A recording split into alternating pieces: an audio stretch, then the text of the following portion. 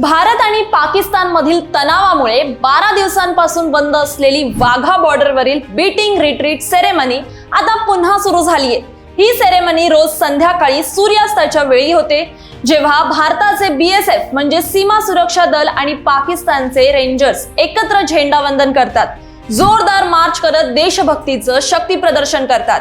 ही ceremony पाहण्यासाठी हजारो पर्यटक दररोज सीमेकडे गर्दी करतात। मात्र यावेळी या सेरेमनीमध्ये दोन मोठे बदल झालेत। ते कोणते? तर एक, सीमेवरील दरवाजे उघडले गेले नाहीत। याआधी या सेरेमनी दरम्यान भारत आणि पाकिस्तानचे बॉर्डर गेट काही क्षणांसाठी उघडले जात होते, पण यावेळी गेट पूर्णपणे बंद ठेवण्यात आले। दुसरं, हस्त आंदोलन रद्द।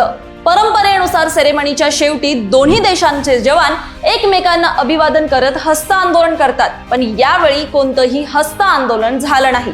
हे सगळं का झालं? तर पहलगाममध्ये झालेल्या दहशतवादी हल्ल्यामुळे। यानंतर भारताने तातडीने काही सुरक्षा विषयक निर्णय घेतले, त्यामुळे वाघा बॉर्डरवरील सेरेमनी चालू ठेवली असली तरी ती साधेपणाने आणि फक्त शिस्तबद्ध पद्धतीने पार पडली।